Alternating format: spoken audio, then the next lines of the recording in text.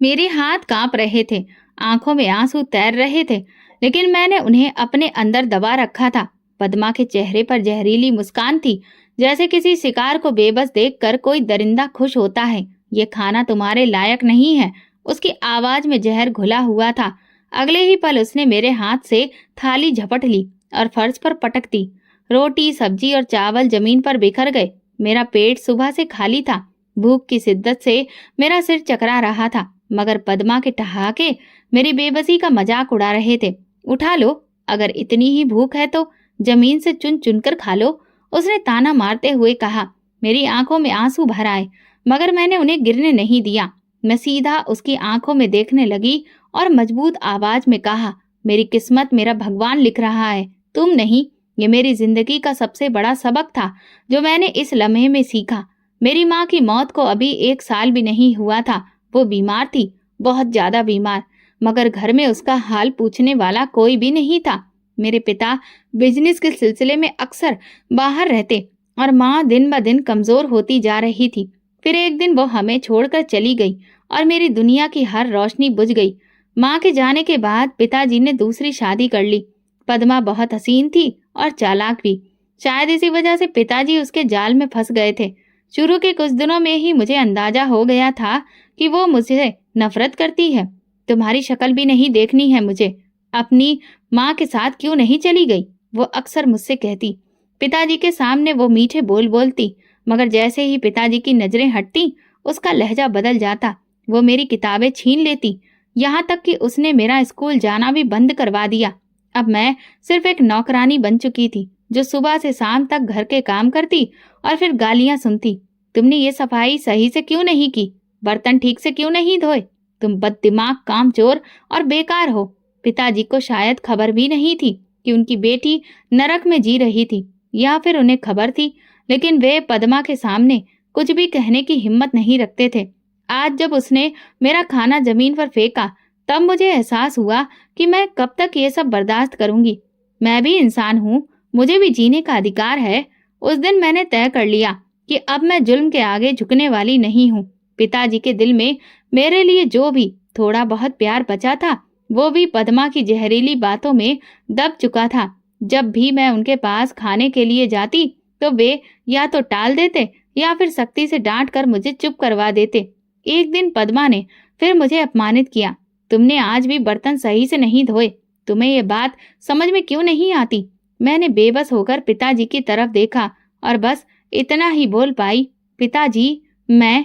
लेकिन इससे पहले कि मैं अपनी बात पूरी कर पाती, वे बोले, मैं अब और कोई शिकायत नहीं सुनना चाहता। उनका लहजा सख्त था और मैं चुप हो गई। कुछ दिनों के बाद पद्मा ने एक और फैसला सुना दिया। ये स्कूल नहीं जाएगी, ये बड़ी हो गई है, इसे घर के काम सीखने चाहिए। लेकिन इसकी पढ़ाई? पिताजी हल्के से बोले, पर पद्मा ने फौरन उनके कंधे दबाने शुरू कर दिए। पढ़ाई करके क्या करेगी? आखिरकार शादी ही तो होनी है। वैसे भी मैं अकेले इतना काम नहीं कर सकती। पिताजी चुप हो गए और मेरी दुनिया और ज्यादा बर्बाद हो गई। अब मेरा दिन सुबह सुबह शुरू होता। पद्मा मुझे जगा देती और कहती, जल्दी करो, चाय बनाओ। पूरा दिन बर्तन धोना, कपड़े धोना, झाड़ू लगाना और बदले में सिर्फ ताने और तंज सुनना ही मेरी जिंदगी बन गई थी। खाने के वक्त भी मुझ पर कोई दया नहीं की जाती। कभी थोड़ी सी सब्जी दी जाती, तो कभी बची कुची बासी रोटी। अगर मैं ज्यादा खाने को मांगती तो पद्मा की आंखें टेढ़ी हो जाती। ज्यादा खाने की आदत मत डालो, भीख पर पल रही हो। पिताजी सब कुछ देखकर भी अनजान बने रहे। एक दिन पिताजी ने बताया कि उन्हें कारोबार के सिलसिले में शहर से बाहर जाना है। मैंने उनकी आंखों में देखा, शायद वे एक बार मेरे सिर पर हाथ रख दे, लेकिन उन्होंने सिर्फ इतना कहा, पद्मा का कहना मानना, बदतमीजी मत करना। मैंने धीरे से सिर हिला दिया। पिताजी के जाते ही अगले ही दिन पद्मा ने फैसला कर लिया, ये लड़की इस घर में नहीं रहेगी। मेरा दिल धक्क से रह गया, मगर मैं कहाँ जाऊंगी? मैंने आंसू भरी आंखों से पूछा, भाड़ में जा, बस यहाँ से निकल। मेरा गिड़गिड़ाना बिल्कुल बेकार हो गया। कुछ ही पलों में मेरे हाथ में एक छोटा सा थैला था, जिसमें मेरे कुछ कपड़े और माँ की तस्वीर थी। दरवाजा जोर से बंद हुआ और मैं बाहर खड़ी रह गई। रात की काली स्याही मेरे दिल की स्याही जैसी थी। अब मैं कहाँ जाऊं? मेरे कदम बेबसी में आगे बढ़ने लगे। सर्दी की रात थी और मैं गलियों में अकेली भटक रही थी।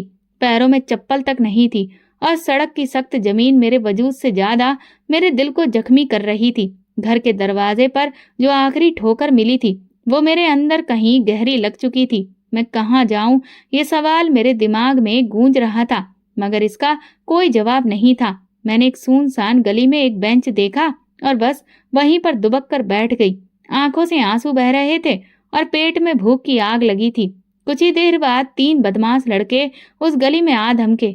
ओहो, ये कौन है? उनमें से एक ने सीटी बजाई। मेरी रीढ़ की हड्डी में सर्दी की एक लहर दौड़ गई। मैं तुरंत खड़ी हो गई और दूसरी तरफ भागने लगी, मगर वे मेरा रास्ता रोकने लगे। कहाँ जा रही हो मैडम, अकेली रात में? दूसरे ने मुस्कुराते हुए कहा। मुझे जाने दो, मैंने सख्त लहजे में कहा, मगर मेरा लहजा लड़खड़ा गया। बदन मेरी बेबसी जाहिर कर रहा था। उन्होंने आगे बढ़ने की कोशिश की और मेरा दिल तेजी से धड़कने लगा। मैं पीछे हटने की कोशिश कर रही थी, लेकिन अचानक, खबरदार, आगे बढ़े तो, एक भारी आवाज गूंजी और सब लड़के सिहर गए। मैंने देखा कि एक बुजुर्ग महिला हाथ में छड़ी लिए खड़ी थी। उनकी आंखों में गुस्सा और चेहरे पर घिन दिखाई दे रही थी। शर्म नहीं आती तुम लोगों को, एक बच्ची को तंग करते हुए? दफा हो जाओ यहाँ से। लड़के बड़बड़ाते हुए पलट गए। मेरे लहजे में दर्द झलक रहा था। वो समझ गई और बोली, चलो मेरे साथ चलो। मैं नहीं जानती थी कि ये फैसला सही था या नहीं, मगर मेरे पास अब और कोई रास्ता भी नहीं था। कांता आंटी मुझे अपने साथ ले गईं। उनका घर छोटा था, मगर जितना भी था मेरे लिए किसी स्वर्ग से कम नहीं था। बेटी, तुम यहाँ सुरक्षित हो, मैं तुम्हारी माँ जैसी हूँ। ये सुनकर मेरी आंखों में आंसू आ गए। कितने समय बाद किसी ने मुझे बेटी कहकर पुकारा था। अगली सुबह कांता आंटी ने मेरे सिर पर हाथ रखा और कहा, तुम अपनी पढ़ाई पूरी करोगी और मैं तुम्हारी मदद करूंगी। ये सुनकर पहली बार मुझे लगा कि शायद जिंदगी मुझे दूसरा मौका दे रही है। बेटी, अगर किस्मत में तुझे भविष्य में ऊंचाइयों तक पहुंचाना लिखा है तो मैं भी तेरा हाथ नहीं छोड़ूंगी। ये सुनकर मेरे अंदर उम्मीद की एक रोशनी जाग उठी। तुम पढ़ना चाहती हो ना? उन्होंने प्यार से पूछा। हाँ आंटी। अब रुकने का सवाल ही पैदा नहीं होता था। मेरी पढ़ाई का सिलसिला फिर से शुरू हो गया। मैं दिन रात मेहनत करती, क्लास में सबसे आगे रहने की कोशिश करती। हर नंबर, हर कामयाबी मेरे इस सपने को और ताकत देती कि मुझे खुद को और दुनिया को साबित करना है। मगर किस्मत के खेल अभी खत्म नहीं हुए थे। कांता आंटी का एक बेटा भी था, अमर। वो मौका परस्त, चापलूस और बड़ा ही स्वार्थी इंसान था, जो चाहता था कि उसकी माँ की पूरी जायदाद सिर्फ उसके कब्जे में रहे। ये कौन है? अमर ने पहली बार मुझे देखकर तिरस्कार भरे लहजे में पूछा। मेरी बेटी है, कांता आंटी ने जवाब दिया। इस पर उसके माथे पर तेवर आ गए। माँ, ये बेटी कहाँ से आ गई? ये हमारी जायदाद पर नजर गड़ाए बैठी है। मैं हैरत से कांता आंटी की तरफ देख रही थी। वो मुस्कुराई और बोली, अमर, अगर जायदाद की फिक्र है तो ऐसे मत करो। भगवान सब कर्म के हिसाब से देता है। मगर अमर कहाँ मानने वाला था। उसने मुझसे नफरत करना शुरू कर दिया। अब रोज बहाने बहाने से मुझे परेशान करता। ये लड़की तुम्हें बेवकूफ बना रही है माँ, यह हमें लूटने के लिए आई है। वो मेरी बेटी जैसी है, तुम्हें इससे दिक्कत क्यों है? क्योंकि ये हमारे लिए खतरा है। मैं चुप रही, मगर अंदर ही अंदर जानती थी कि ये इंसान मेरी जिंदगी को नरक बनाने की हर मुमकिन कोशिश करेगा और एक दिन उसे वो मौका मिल ही गया। माँ, ये लड़की चोरी करती है, अमर ने एक दिन अचानक ऐलान कर दिया। कांता आंटी हैरत से मेरी तरफ देखने लगी। क्या बकवास कर रहे हो अमर? उन्होंने गुस्से से पूछा। ये लो, खुद देख लो। मैंने खुद इसके कमरे में पैसे रखे थे और देखो, ये सब गायब है। मुझे तो लगा जैसे मेरे पैरों तले से जमीन खिसक गई हो। ये इल्जाम मेरी इज्जत और मेहनत पर एक हमला था, मगर अपनी सफाई में मैं बस 2 वाक्य ही कह पाई, आंखों में आंसू लिए। माँ, मैं निर्दोष हूँ। मेरे पैसे कमरे में रखे थे, लेकिन आज वो गायब है। और इस घर में नया कौन आया है भला? अमर ने उंगली मेरी तरफ उठाई। मैंने कुछ नहीं किया। मेरी आवाज कांप रही थी, मगर मेरे शब्दों में सच्चाई थी। कांता आंटी ने गहरी सांस ली। अमर, तुम्हें यकीन है कि तुमने अच्छी तरह देखा? हाँ माँ, और अगर यकीन नहीं तो उसके कमरे की तलाशी ले लो। ये सुनकर मुझ पर जैसे बिजली गिर गई। अमर के चेहरे पर वही मुस्कुराहट थी जो मेरी सौतेली माँ के चेहरे पर होती थी जब वो मुझे घर से निकालती थी। कांता आंटी ने मेरी तरफ देखा उनकी नजरों में हल्का सा शक था जो मेरे दिल को छलनी कर गया। ठीक है, देख लेते हैं। उनकी आवाज में नरमी थी, मगर मैंने भी महसूस किया। अमर मुस्कुराता हुआ मेरे कमरे में गया और पलंग के नीचे से एक लिफाफा निकाला। ये देखिए, ये मेरे पैसे हैं। मुझे लगा जैसे किसी ने मेरे वजूद को जीते जी जला दिया हो। ये झूठ है, मैंने बुलंद आवाज में कहा। कांता आंटी ने लिफाफा उठाकर ध्यान से देखा, फिर उनके चेहरे के रंग बदलने लगे। ये लिफाफा तो वही है जो मैंने तुम्हें दिया था अमर, तुम्हें याद है? इस पर मैंने निशान लगाया था। अमर के चेहरे का रंग पीला पड़ गया। माँ, आप गलत समझ रही हैं। नहीं अमर, मैं बिल्कुल ठीक समझ रही हूँ। उनकी आंखों में बेपनाह गुस्सा था। तुमने मुझे शक करने के लिए उकसाया। तुमने मुझे मजबूर कर दिया कि मैं अपनी बेटी जैसी बच्ची की सच्चाई पर सवाल करूं। अमर ने मेरी तरफ देखा और उसकी आंखों में शर्मिंदगी थी।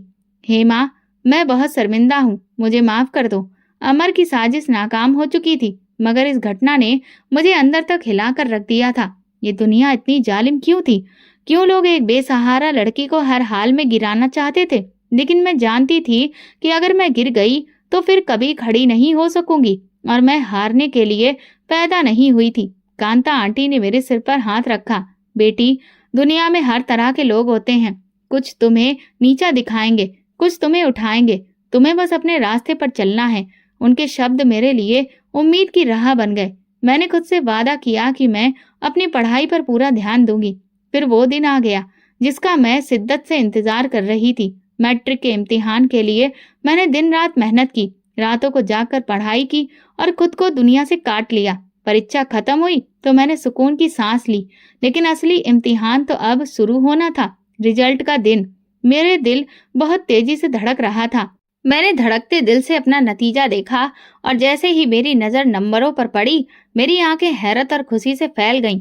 माँ, मैंने पूरे जिले में टॉप किया है। कांता आंटी ने मुझे सीने से लगा लिया। बहुत अच्छे बेटा, मुझे पता था कि मेरी बेटी सबसे आगे निकलेगी। मेरे लिए ये कामयाबी सिर्फ नंबरों की जीत नहीं थी, बल्कि उन तमाम लोगों के मुंह पर तमाचा था जिन्होंने कहा था कि मैं कुछ भी नहीं कर सकती, जो मुझे कुचलने के सपने देख रहे थे। उसी दिन कांता आंटी के एक पुराने जानने वाले सुरेंद्र साहब हमारे घर आए। वो एक बड़े ही पढ़े लिखे और ऊंचे दर्जे के इंसान थे। कांता आंटी के कहने पर वो मेरा रिजल्ट देखने आए थे।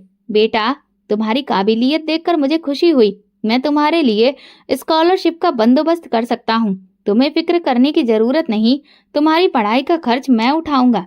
ये सुनकर मैं हैरान और खुशी के मिले जुले एहसास में खो गई। क्या वाकई? मेरी आवाज कांप रही थी। हाँ, लेकिन शर्त यह है कि तुम अपनी मेहनत जारी रखोगी और कभी हिम्मत नहीं हारोगी। मैंने नम आंखों से सिर हिलाया। जिंदगी ने एक बार फिर साबित कर दिया कि जब सारे दरवाजे बंद हो जाते हैं, तब भी भगवान तुम्हारे लिए कोई ना कोई रास्ता जरूर खोल देता है। जिंदगी एक नई राह पर चल पड़ी थी। मेरी स्कॉलरशिप मंजूर हो गई और फिर मेरा एडमिशन एक बहुत ही अच्छे कॉलेज में हो गया। कॉलेज का पहला दिन था और मैं जोश से भरी होने के साथ साथ थोड़ी नर्वस भी थी। मैंने खुद को यकीन दिलाया कि अब सब कुछ ठीक हो चुका है, लेकिन किस्मत के अपने ही खेल होते हैं। अरे, ये क्या? मैं देख रहा हूँ कि हमारे जिले की टॉपर यहाँ इस कॉलेज में। ये आवाज सुनकर मेरा दिल एक पल के लिए थम गया। मैं पीछे मुड़ी और सामने रंजीत खड़ा था, मेरा सौतेला भाई, जो कभी मुझे मेरी औकात याद दिलाता था, जो पद्मा के कहने पर मुझसे नफरत करता था। यहाँ क्या कर रही हो? कोई गलती तो नहीं हो गई तुम्हारे एडमिशन में? वो जहर भरी मुस्कान के साथ बोला। मेरी उंगलियां मुट्ठी में बंद हो गईं, मगर मैंने खुद को शांत रखा। मैंने मेरिट पर दाखिला लिया है रंजीत, तुम्हारी तरह सिफारिश से नहीं आई। उसके चेहरे की रंगत बदल गई। ओह, तो तुम्हारी जुबान भी चलने लगी है। लेकिन याद रखना, जितनी ऊंचाई पर जाओगी, गिरना भी उतना ही दर्दनाक होगा। मैंने उसकी आंखों में देखा जो नफरत से भरी हुई थी, लेकिन मैं जानती थी कि उसकी नफरत सिर्फ मेरा हौसला तोड़ने के लिए थी। मैं चुप रही क्योंकि मेरा जवाब मेरी कामयाबी थी। क्लास में सभी मेरे रिजल्ट के बारे में जान चुके थे। कुछ लोग मेरी इज्जत करने लगे, कुछ जलने लगे और कुछ मेरी नाकामी का इंतजार करने लगे। रंजीत उनमें से एक था। वो हर मौके पर मेरा मजाक उड़ाने की कोशिश करता, मेरे कपड़े, मेरा रहन सहन, सब पर कमेंट करता, लेकिन मैंने उसे हमेशा नजरअंदाज किया। ये सब बर्दाश्त क्यों करती हो? मेरी दोस्त सोनम ने एक दिन पूछा। मैंने मुस्कुराकर कहा क्योंकि मैं जैसे को तैसा नहीं बनना चाहती। वक्त सबको उनकी जगह खुद दिखा देता है। उसी रात जब मैं कांता आंटी के पास बैठी तो उन्होंने मेरा माथा चूमकर कहा, बेटी, जो लोग तुम्हें गिराना चाहते हैं वे खुद गिर जाएंगे। तुम बस अपना रास्ता मत छोड़ना। मैंने दिल ही दिल में प्रार्थना की और खुद से वादा किया कि मैं रंजीत की बातों को अपनी राह में रुकावट नहीं बनने दूंगी। मैं जानती थी कि ये रास्ता आसान नहीं होगा, लेकिन मैं ये भी जानती थी कि जिंदगी एक नए मोड़ पर आ रही थी। कॉलेज के बाद मेरा यूनिवर्सिटी में दाखिला हो चुका था और मैं अपनी मेहनत जारी रखे हुए थी, लेकिन जिंदगी हमेशा वही नहीं देती जिसकी हम चाहा करते हैं। कभी कभी वो कुछ ऐसा सामने ले आती है जो हमें आजमाता है। यूनिवर्सिटी का पहला हफ्ता था। मैं लाइब्रेरी में बैठी अपने नोट्स बना रही थी जब किसी ने मेरे सामने एक किताब रख दी। ये किताब शायद तुम्हारे काम आ सके, उस शख्स ने कहा। मैंने सर उठाकर देखा तो एक बेहद हैंडसम नौजवान मेरे सामने खड़ा था। सफेद शर्ट, गहरी आंखें और चेहरे पर हल्की सी मुस्कुराहट। धन्यवाद, मगर मैंने तो ये नहीं मांगी थी। मैंने कहा, हाँ, मगर मैंने देखा कि तुम बार बार ऐसा ही कुछ तलाश कर रही हो, तो मैंने सोचा कि मैं मदद कर दूं। मैंने किताब ली और धन्यवाद किया। वैसे मेरा नाम रजत है और तुम? हेमा। ये मेरी और रजत की पहली मुलाकात थी और शायद मैं उस वक्त नहीं जानती थी कि ये महज मुलाकात नहीं बल्कि एक कहानी की शुरुआत थी। वक्त गुजरता गया। यूनिवर्सिटी में मेरी और रजत की मुलाकातें बढ़ने लगी। वो पढ़ाई में अच्छा था और दूसरों से अलग भी। तुम हमेशा इतनी संजीदा क्यों रहती हो? एक दिन उसने हंसते हुए पूछा। जिंदगी ने हंसने के ज्यादा मौके नहीं दिए, मैंने हल्की सी मुस्कुराहट के साथ जवाब दिया। तो फिर शायद वक्त आ गया है कि तुम्हें हंसना सिखाया जाए। रजत की बातों में सच्चाई और अपनापन था और शायद इसीलिए मैंने पहली बार किसी से खुलकर बात करना शुरू किया। लेकिन एक दिन सच्चाई ने मुझे धोखा दे दिया। तुम्हें पता है, रजत की मंगनी बचपन में ही तय हो चुकी है, सोनम ने अचानक कहा। मेरे हाथ में पकड़ी किताब जमीन पर गिर पड़ी। क्या? हाँ, उसकी मंगेतर माँ ही बहुत अमीर घराने से है, बस कुछ रस्में बाकी हैं। मेरे दिल को एक जोरदार झटका लगा। मैं नहीं जानती थी कि यह खबर मेरे लिए इतनी जरूरी क्यों थी, मगर शायद कहीं न कहीं मैं रजत को एक दोस्त से ज्यादा महसूस करने लगी थी। उसी रात मैं बहुत देर तक छत पर बैठी रही। मैंने खुद को समझाया कि रजत और मैं सिर्फ दोस्त हैं और बस कुछ नहीं। मेरी जिंदगी में पहले ही इतनी सारी मुश्किलें हैं, मैं इन चीजों में नहीं पड़ सकती। लेकिन दिल को समझाना इतना आसान नहीं होता। मैंने खुद से वादा किया कि चाहे कुछ भी हो, मैं अपनी इज्जत, अपनी मेहनत और अपने सपनों को किसी के लिए नहीं छोड़ूंगी। यूनिवर्सिटी की जिंदगी अपनी रफ्तार से आगे बढ़ रही थी, मगर मैं जानती थी कि ये सुकून ज्यादा देर तक कायम नहीं रहने वाला। रजत की मंगेतर माही की मौजूदगी मेरे लिए खतरे की घंटी बजा रही थी। माही एक अमीर बाप की रईस बेटी थी जो खूबसूरती और गुरूर का चलता फिरता पुतला थी। उसके नजदीक दुनिया में दौलत ही सब कुछ थी और जो चीज वो चाहती थी उसे किसी भी कीमत पर हासिल कर लेती थी। शुरुआत में मुझे अंदाजा नहीं था कि माँ ही मेरे वजूद को अपने लिए खतरा समझ रही है, मगर जल्दी ही उसका रवैया बदलने लगा। पहले वो मुझे नजरअंदाज करती रही, फिर तंज कसने लगी। रजत को तुम्हारी दोस्ती की जरूरत नहीं है, वो तुम पर सिर्फ तरस खा रहा है, उसने कहा। मैंने उसकी बात को नजरअंदाज किया, लेकिन अंदर कहीं ना कहीं एक बेचैनी थी। तुम जैसे लोग हमेशा दूसरों की जिंदगियां बर्बाद करने के लिए आते हैं, मगर मैं तुम्हें ये मौका नहीं दूंगी। उसके शब्दों में दुश्मनी थी। मैंने जवाब देना चाहा, मगर फिर सोचा कि खामोशी ही बेहतर है। मैं उसकी तरह इतना नीचे गिरना नहीं चाहती थी। माही को अंदाजा हो चुका था कि मैं उसकी बातों पर ध्यान नहीं दे रही, इसलिए उसने मेरे खिलाफ एक खतरनाक चाल चलने का फैसला किया। एक दिन यूनिवर्सिटी में खबर फैली कि मेरे चरित्र पर सवाल उठाए जा रहे हैं। तुम्हें पता है हेमा, तुम्हारे बारे में बहुत अजीबोगरीब बातें हो रही हैं, सोनम ने घबराए हुए लहजे में मुझसे कहा। क्या मतलब? मेरा दिल धड़क उठा। कोई कह रहा है कि तुम रजत को फंसाने की कोशिश कर रही हो और तुम्हारा किसी और के साथ भी चक्कर है। मुझे ऐसा लगा जैसे किसी ने मेरे पैरों तले से जमीन खींच ली हो। ये सब झूठ है, मैंने कड़े स्वर में कहा। यही तो मुश्किल है हेमा, झूठ को अगर बार बार दोहराया जाए तो लोग उसे सच मानने लगते हैं। यूनिवर्सिटी में मेरे बारे में तरह तरह की बातें फैलने लगी थी।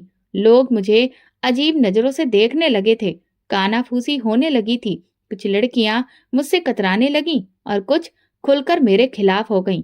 पता नहीं ऐसी लड़कियां यहाँ कैसे आ जाती हैं। कितनी शरीफ बनती थी, और अब देखो, मैंने चुप्पी साध ली। मगर ये सब मेरे लिए आसान नहीं था। माँ ही अपने मकसद में कामयाब हो रही थी। उसने एक कदम और आगे बढ़ाया और रजत के सामने मेरे खिलाफ बातें करना शुरू कर दी। रजत, तुम्हें पता है लोग क्या कह रहे हैं? मुझे परवाह नहीं है कि लोग क्या कह रहे हैं। तुम्हें परवाह होनी चाहिए। तुम्हारी इज्जत पर बट्टा लग रहा है। रजत ने उसकी बात को ज्यादा गंभीरता से नहीं लिया, मगर उसका रवैया थोड़ा सा बदला बदला लगने लगा। आखिरकार माही ने आखिरी वार कर दिया। एक दिन यूनिवर्सिटी में अचानक एक वीडियो वायरल हो गई, जिसमें मुझे एक लड़के के साथ खड़े होकर बातें करते हुए दिखाया गया था। वो वीडियो एडिट किया गया था, मगर इतनी होशियारी से कि आम लोग फर्क नहीं समझ सकते थे। देखो, मैं तो पहले ही कह रही थी, कितनी मासूम बन रही थी। मैंने अपने मोबाइल पर वीडियो देखी और मेरे हाथ कांपने लगे। ये सब एक सोचा समझा प्लान था। जब मामला ज्यादा बढ़ गया तो मैंने फैसला किया कि मैं अब चुप नहीं रहूंगी। मैं इल्जाम अपने सर नहीं लेने वाली थी। अगर मैं खामोश रही तो ये झूठ हमेशा सच समझा जाएगा। मैं सीधा यूनिवर्सिटी के डीन के पास गई और उन्हें बताया कि ये वीडियो झूठा है, सारे इल्जाम गलत हैं और मैं इसका सबूत ला सकती हूँ। डीन ने मामले की जांच का आदेश दिया। आईटी डिपार्टमेंट ने वीडियो की जांच की और जल्दी ही सच्चाई सामने आ गई। ये वीडियो एडिट किया गया है, ये जाली है और किसी ने जानबूझकर इसे बनाया है। यूनिवर्सिटी के सभी लोग हैरान रह गए। जो कल तक मुझे बदनाम कर रहे थे, आज शर्मिंदा खड़े थे। जब पूरी जांच हुई तो पता चला कि ये सब माही की चाल थी। वो खुद को बहुत होशियार समझ रही थी, लेकिन टेक्नोलॉजी ने उसे बेनकाब कर दिया था। ये तुमने क्या किया माही? रजत ने गुस्से में पूछा। मैं तो सिर्फ तुम्हें बचाने की कोशिश कर रही थी। वो घबरा गई। बचाने की या फिर खुद को सुरक्षित रखने की? तुमने हेमा को तबाह करने की कोशिश की, सिर्फ इसलिए कि तुम्हें अपना रिश्ता खतरे में लगता था। माही लाजवाब हो चुकी थी। माही को यूनिवर्सिटी से निकाल दिया गया। जब उसके माँ बाप को ये पता चला तो उन्होंने शर्मिंदगी के मारे उसे देश से बाहर भेज दिया। रजत ने मुझसे माफी मांगी, मगर मैं जानती थी कि ये सब मेरे लिए एक सबक था। दुनिया हमेशा तुम्हें गिराने की कोशिश करेगी, लेकिन अगर तुम सच पर टिके हो तो एक न एक दिन जीत तुम्हारी होगी। माही के जाने के बाद यूनिवर्सिटी में मेरे खिलाफ चलने वाली साजिशें दम तोड़ चुकी थी। वे लोग जो कल तक मुझे सबकी नजरों से गिराने की कोशिश कर रहे थे, अब चुप थे। मगर मैं जानती थी कि ये दुनिया किसी के लिए भी आसान नहीं होती। अगर एक बार मन हार गया तो कल कोई और मेरी राह में कांटे बिछाने के लिए तैयार होगा। माही के चले जाने के बाद रजत कुछ दिनों तक चुप रहा। फिर एक दिन उसने मुझे यूनिवर्सिटी के गार्डन में बुला लिया। हेमा, एक बात करनी है। कहो। मैंने उसकी आंखों में देखा। क्या तुमने कभी सोचा है कि हम दोनों? वो रुका और जैसे शब्द ढूंढने लगा। मेरा मतलब है कि मैं तुम्हें पसंद करता हूँ और मैं चाहता हूँ कि हम हमेशा साथ रहें, जिंदगी भर। मेरा दिल एक पल के लिए जोर से धड़का, लेकिन फिर मैंने खुद पर काबू पा लिया। रजत, ये सब मुमकिन नहीं है। क्यों नहीं? माही अब हमारी जिंदगी से जा चुकी है, तो हमें किसी का डर नहीं होना चाहिए। मैंने गहरी सांस ली। ये डर की बात नहीं है रजत, ये मेरी जिंदगी, मेरे सपनों और मेरी इज्जत की बात है। मैं अब तक बहुत कुछ सह चुकी हूँ और मैं नहीं चाहती कि मेरी पहचान सिर्फ किसी की पत्नी बनने तक सीमित रहे। मुझे अपने कदमों पर खड़ा होना है, खुद को साबित करना है। रजत ने हैरानी से मेरी तरफ देखा। क्या मोहब्बत की कोई अहमियत नहीं? मोहब्बत अपनी जगह है, मगर मेरी इज्जत और मेरे सपने मेरे लिए ज्यादा जरूरी हैं। उसके चेहरे पर मायूसी साफ नजर आई, मगर मैंने अपने फैसले पर कोई नरमी नहीं दिखाई। यूनिवर्सिटी की पढ़ाई पूरी होते ही मैंने नौकरी के लिए अर्जियां देना शुरू कर दी। मैंने एक बड़ी कंपनी में इंटरव्यू दिया और अपनी मेहनत के बल पर अपना मुकाम हासिल किया। कांता आंटी की आंखों में खुशी के आंसू थे जब मैंने उन्हें ये खबर दी। बेटी, आज तुमने साबित कर दिया कि सच्चाई, सब्र और मेहनत कभी बेकार नहीं जाती। मैंने उनके हाथ अपने माथे से लगा लिए। ये सब आपकी प्रार्थनाओं का नतीजा है माँ। नौकरी का पहला दिन मेरे लिए किसी सपने से कम नहीं था। मैंने जिस दुनिया के बारे में हमेशा सोचा था, अब मैं उसका हिस्सा बन चुकी थी। लेकिन मैं जानती थी कि ये सिर्फ शुरुआत थी। अभी मुझे बहुत आगे जाना था। जिंदगी एक बार फिर नई राहों पर चलने को तैयार थी। मैं एक अच्छी कंपनी में नौकरी कर रही थी। इज्जत, सेल्फ रिस्पेक्ट, इंडिपेंडेंस, वो सब कुछ हासिल कर चुकी थी जिसके लिए मैंने सालों तक मेहनत की थी। मैं अपने काम में व्यस्त थी जब एक दिन कांता आंटी ने मुझे एक खबर दी जिसे सुनकर पल भर के लिए मेरा दिल सहम गया। बेटी, तुम्हारे पिता का देहांत हो गया है। मेरा शरीर जैसे पत्थर का हो गया। मैंने धीमी आवाज में पूछा, और बाकी लोग? उनका कारोबार तबाह हो चुका है और पद्मा अब अपने बच्चों के साथ किराए के एक छोटे से मकान में रहने पर मजबूर है। ये खबर मेरे लिए अजीब थी। मैं नहीं जानती थी कि इस पर खुशी मनाऊं या अफसोस करूं। सोनम ने तंज कसते हुए कहा, वक्त ने उन्हें वो सबक दिया जो शायद कोई और नहीं सिखा सकता था। मगर मैं चुप रही। मैं जानती थी कि मेरे दिल में उस औरत के लिए रहम नहीं था, मगर क्या मुझे इस पर खुश होना चाहिए? एक दिन ऑफिस से लौटते समय मैंने किसी को अपने सामने खड़ा पाया। वो रंजीत था। उसकी आवाज में अजीब सी शर्मिंदगी थी। तुम यहाँ क्या कर रहे हो? मैंने ठंडे लहजे में पूछा। मैं तुमसे कुछ कहना चाहता हूँ। अब कहने को क्या बचा है? जब मेरी जिंदगी नरक बन रही थी तब तुम कहाँ थे? रंजीत की नजरें झुक गईं। मैं माफी मांगना चाहता हूँ। माँ बहुत बुरे हाल में है और मैंने पहली बार जिंदगी में सीखा है कि जो किसी के साथ बुरा करता है उसे खुद भी वही सहना पड़ता है। मैंने उसके चेहरे को ध्यान से देखा। वही रंजीत जो कभी मेरा मजाक उड़ाया करता था आज बेबस खड़ा था। और तुम्हें क्या लगता है कि मैं तुम्हारी मदद करूंगी? क्योंकि तुम मुझसे बेहतर इंसान हो, और शायद इसीलिए कि तुम जानती हो कि जब कोई बेबस हो जाता है तब उस पर रहम करना सबसे बड़ी जीत होती है। मैंने गहरी सांस ली। क्या मैं सच में उन्हें माफ कर सकती थी? ये वही लोग थे जिन्होंने मेरे साथ जुल्म किया था, मगर आज वही लोग मेरी दया के मोहताज थे। मैं जानती थी कि यह फैसला आसान नहीं होगा। अगले दिन मैं अपने ऑफिस में बैठी थी जब मेरी सेक्रेटरी ने आकर जानकारी दी, मैडम, एक औरत आपसे मिलना चाहती है। वो कह रही है कि वो आपको जानती है और बहुत जरूरी बात करनी है। कौन है? पद्मा नाम है उनका। ये सुनकर मेरा दिल एक पल के लिए धड़का, मगर मैंने खुद पर काबू रखा। उन्हें अंदर भेज दो। कुछ पलों के बाद दरवाजा खुला और एक औरत अंदर दाखिल हुई। वही पद्मा थी, मगर वो मगरूर और जहर उगलती हुई औरत अब कहीं खो चुकी थी। उसके चेहरे पर गरीबी और परेशानी की लकीरें साफ दिख रही थी। कीमती कपड़ों की जगह उसने एक सादा सा जोड़ा पहन रखा था। उसकी आंखों में वो चमक नहीं थी जो कभी मेरे जख्मों पर नमक डालती थी। बेटी, उसकी आवाज कांप गई। मुझे यकीन नहीं हुआ कि वही औरत थी जो कभी मुझे अपने कदमों की धूल समझती थी। यहाँ क्यों आई हो? मैंने सपाट लहजे में पूछा। मेरी गलतियों को माफ कर दो हेमा। मैं जानती हूँ कि मैंने तुम्हारे साथ बहुत बुरा किया, लेकिन अब मैं बेबस हूँ। हमारे पास कुछ नहीं बचा। रंजीत भी नौकरी की तलाश में मारा मारा फिर रहा है और हम एक वक्त की रोटी के लिए मोहताज हो चुके हैं। मैं चुपचाप उसे देखती रही। मैंने तुम्हें बहुत सताया है, तुम्हें घर से निकाला, तुम्हारी जिंदगी मुश्किल बना दी, लेकिन शायद भगवान ने मुझे मेरे किए की सजा दी है। मैंने ठंडी सांस ली। अब तुम्हें क्या चाहिए? बस एक छोटी सी नौकरी, ताकि मैं अपने बच्चों को पाल सकूं। ये वही औरत थी जो कभी कहती थी कि मैं किसी काबिल ही नहीं हूँ, और आज वही औरत मुझसे खुद रोजी रोटी की मांग कर रही थी। मैं कुर्सी से उठकर खिड़की से बाहर देखने लगी। यही वक्त था जब मुझे फैसला करना था कि मैं अपनी सौतेली माँ जैसी बनना चाहती हूँ या उससे बेहतर। मैंने पलटकर पद्मा की आंखों में देखा और कहा, अगर मैं तुम्हें नौकरी दूं तो एक शर्त होगी। कौन सी शर्त? पद्मा ने ठंडे लहजे में पूछा। मैंने कहा, तुम्हें सबके सामने अपनी गलतियों को कबूल करना होगा। पद्मा के चेहरे पर हवाइयां उड़ने लगीं। ये मेरा इंतकाम नहीं था, बल्कि उसका आखिरी इम्तिहान था। अब देखना था कि वो इस इम्तिहान में कामयाब होती है या नहीं। पद्मा की आंखों में अविश्वास था। वो कभी मेरी तरफ देखती तो कभी नजरें झुकाकर जमीन को घूरने लगती। सबके सामने उसने धीरे से कहा, जैसे वो खुद को यकीन दिला रही हो, यही शर्त है? हाँ, सबके सामने। मेरा लहजा सख्त था, मगर जज्बात पूरे थे। ये मेरी शर्त नहीं थी, बल्कि इंसाफ था।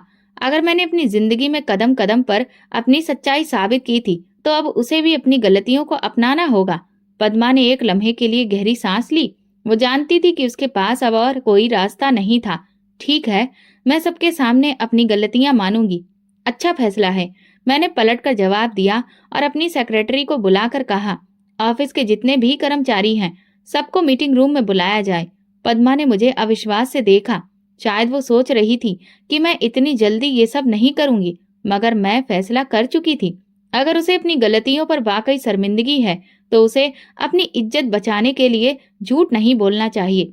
मीटिंग रूम में कंपनी के सारे कर्मचारी खड़े थे। मैं कुर्सी पर बैठी और पद्मा मेरे सामने खड़ी थी।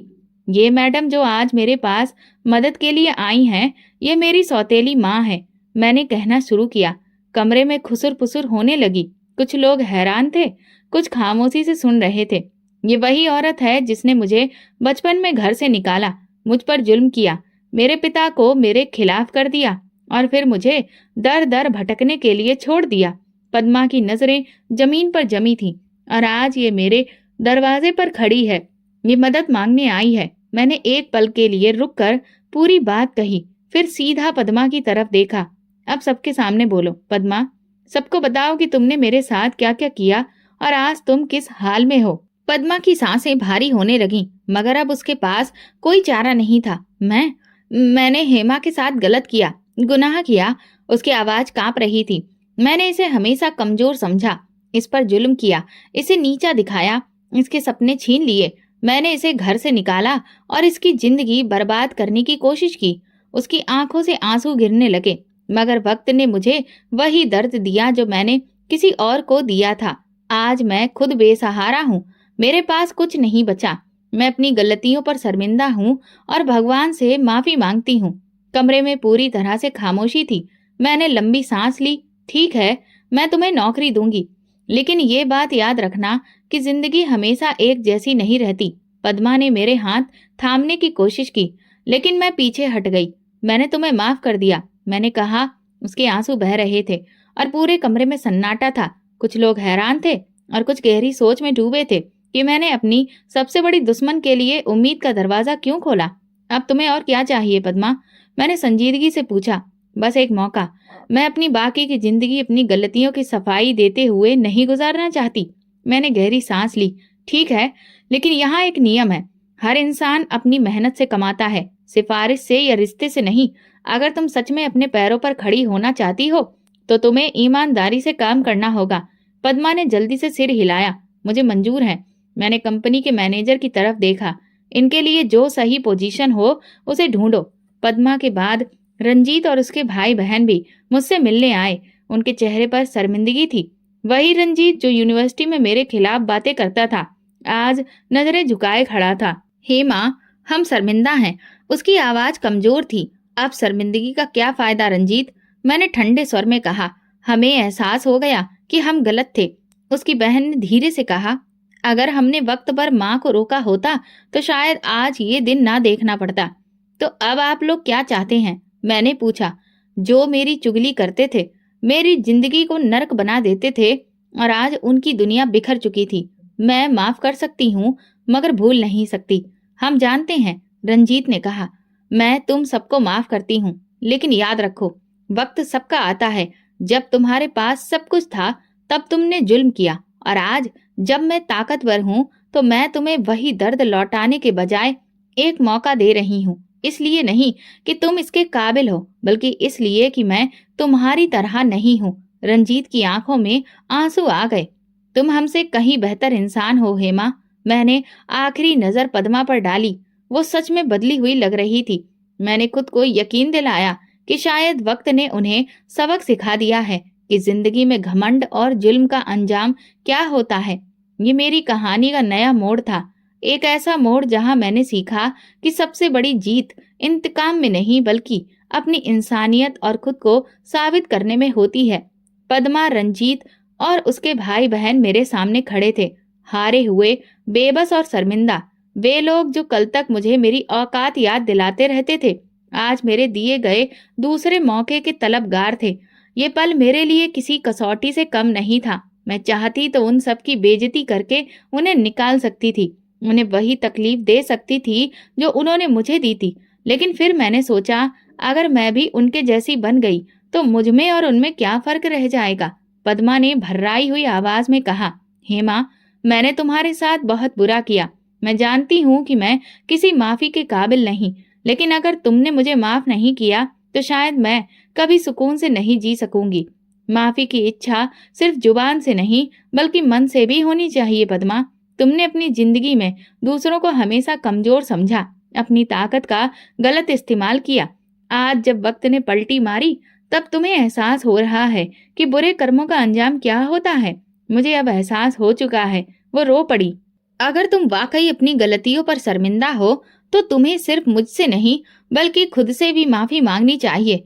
तुम्हें हर उस पल एहसास होना चाहिए जब तुम आईने में अपना चेहरा देखो और तुम्हें ये फिक्र हो कि तुमने कितनी जिंदगियां बर्बाद की हैं। रंजीत आगे बढ़ा। हेमा, मैंने तुम्हारा बहुत दिल दुखाया है। मैं हमेशा तुम्हें कमजोर समझता रहा, तुम्हारा मजाक उड़ाया, लेकिन सच्चाई ये है कि तुम हम सबसे ज्यादा मजबूत निकली। उसकी बहन ने भी आंसुओं के साथ कहा, हमें गर्व करना चाहिए था कि तुमने सब कुछ अपने बलबूते पर हासिल किया, लेकिन हमने हमेशा तुम्हें नीचा दिखाने की कोशिश की। आज हमें समझ आ रहा है कि हम खुद कितने गिरे हुए थे। मैंने कुछ पल सोचा और फिर कहा, मैं तुम सबको माफ करती हूँ, लेकिन याद रखना, माफी मांगना आसान होता है मगर सच्चे दिल से बदलना मुश्किल। अगर तुम सच में बदले हो तो अपनी जिंदगी में वही गलतियां दोबारा मत दोहराना जो तुमने मेरे साथ की थी। रंजीत ने सिर झुका लिया। वादा करते हैं हेमा, ये मेरी जीत थी। ना तो मैंने पद्मा को जलील किया, ना रंजीत को नीचा दिखाया, बल्कि अपने नियमों और मूल्यों को कायम रखते हुए मैंने उन्हें माफ कर दिया, लेकिन उनकी दी हुई तकलीफ को हमेशा के लिए याद रखा। जिंदगी ने एक और परीक्षा ली थी और मैं उसमें कामयाब रही। अब मेरी पहचान सिर्फ पद्मा की सौतेली बेटी या एक लावारिस लड़की नहीं थी, बल्कि मैं कामयाब, मजबूत और स्वतंत्र लड़की बन चुकी थी। फिर एक दिन एक अनजानी सी मुलाकात हुई। बड़े ही लंबे समय के बाद तुमसे मिल रहा हूँ। मैंने सर उठाकर देखा तो सामने रजत खड़ा था। वही संजीदा मगर नरम लहजा, वही पुरानी कशिश। तुम यहाँ कैसे? मैंने हैरानी से पूछा। मैं हमेशा से यही था, बस तुमने ही खुद को व्यस्त कर लिया था। वो हल्का सा मुस्कुराया। लेकिन आज मैं तुमसे कुछ पूछने आया हूँ। मैं चुप रही। हेमा, मैं हमेशा तुम्हारी इज्जत करता रहा हूँ, तुम्हारी मेहनत को सराहा है, और आज भी मैं तुमसे वही सवाल करना चाहता हूँ जो मैंने सालों पहले किया था। मेरा दिल जोर से धड़क उठा, लेकिन मैंने खुद को संभाला। कौन सा सवाल? क्या तुम मेरे साथ जिंदगी गुजारना चाहोगी? मैंने उसकी आंखों में देखा, वो इंसान जिसने कभी मेरे खिलाफ किसी साजिश को जगह नहीं दी, जिसने हमेशा मेरी ताकत को सराहा, जो मेरी इज्जत को मेरी सबसे बड़ी खूबी समझता था। मैंने एक पल सोचा, यही वक्त था फैसला करने का। हाँ रजत, मैं तैयार हूँ। उसके चेहरे पर मुस्कुराहट आ गई, वो मुस्कुराहट जो बरसों बाद मेरी जिंदगी में खुशी लेकर आई थी। पद्मा, रंजीत और बाकी भाई बहन भी अपनी जिंदगी को ठीक करने में लग गए थे।